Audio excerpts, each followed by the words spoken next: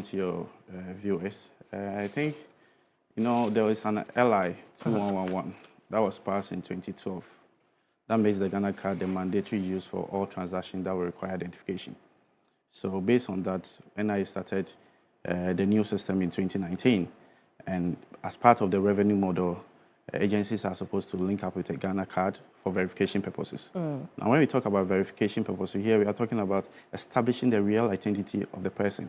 So most agencies are on board. You talk about the banks, GRA, NHIA, SNIT, and other institutions. So an MOU was signed with almost all of them, and GRA have not paid up to now.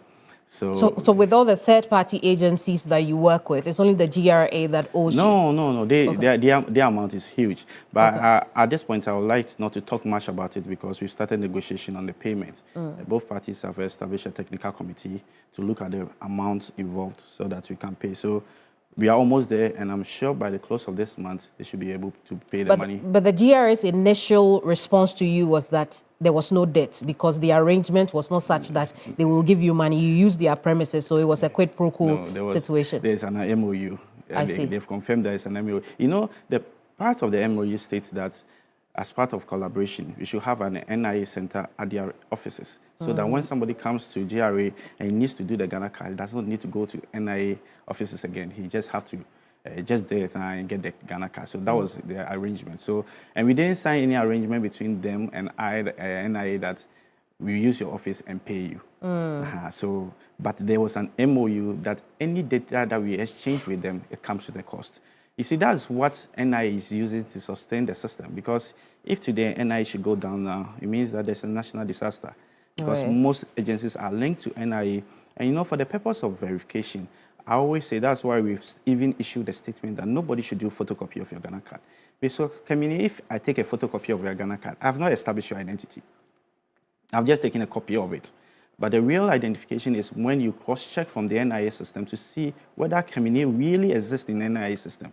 So in identification, there are 3 steps: identification, verification, and authentication. Until you do the authentication, now you've not established that person's identity. So you give me your Ghana card, I look at your face, the card looks, your face and that's when the card looks similar. I have identified you, but I have not established that you are the true owner of the card. When I enter your PIN number and it goes into the system and checks that, yes, this card exists in the NIA system, I've established that you are holding a true identity issued by NIA. Until you do either facial or fingerprints, that is when I can establish that, yes, you are the true owner of the card. So that is what we are discouraging other institutions that have come on board, that they should desist from doing photocopies of your Ghana card. Because when you do photocopy, there's nothing that you've established. And don't forget that in this world of technology, AI, people are printing fake Ghana cards. Until you don't do that, you won't establish that person's identity. I see. So now you have restored your system to the GRA? No.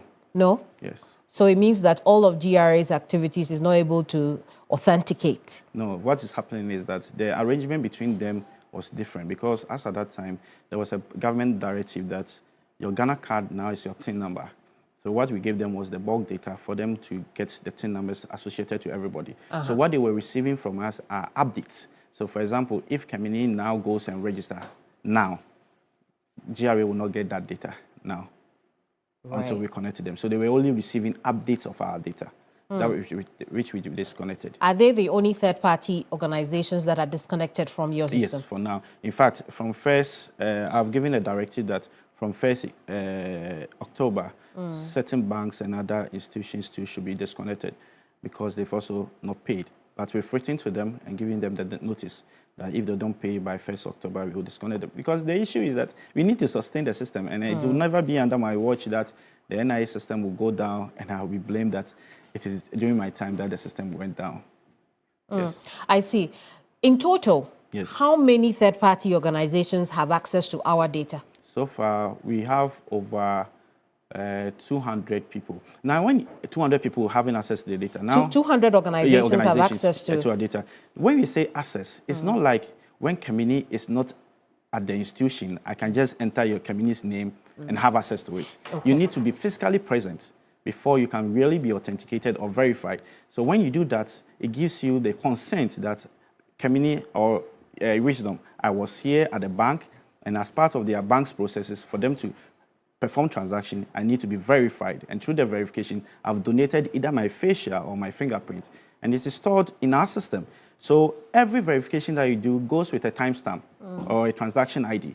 And at any point in time, BOG can write to NIA to give us that transaction ID. We should give that particular of those people. And it's easy for us to give us those details so we can tell you where you went to this bank A or this Senate or any other place. We can do that. So it's not like when we say access, it does not mean that we've given you an open access. Somebody can sit there and say, I'm Googling President Mahama and I'll have his all details. The person has to be physically present there. I see.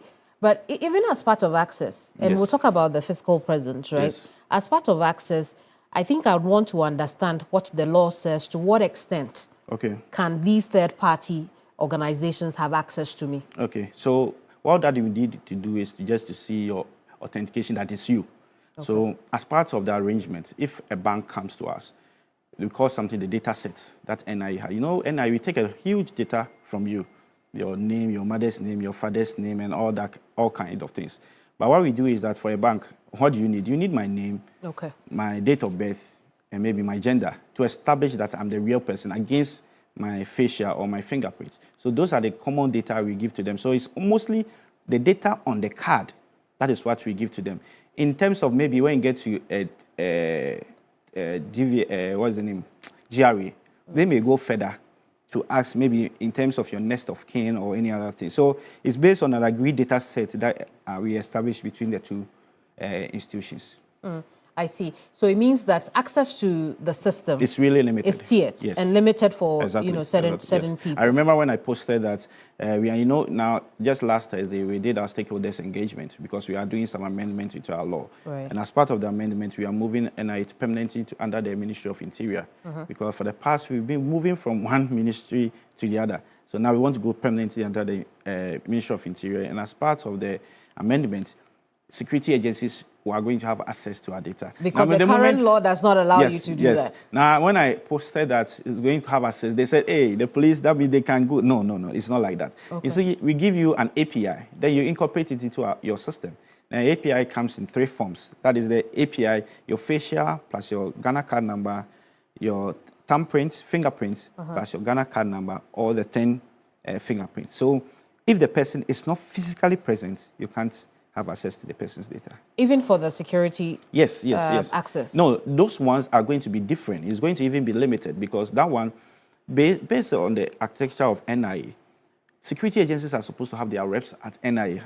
In fact, per the design, the 3rd floor is meant for them to be there so that anytime they are having any further details from NIA, they can call on us and we can give it. As we speak now, most times they write to us and we give them the data, but mostly from the court. From the courts. Yes.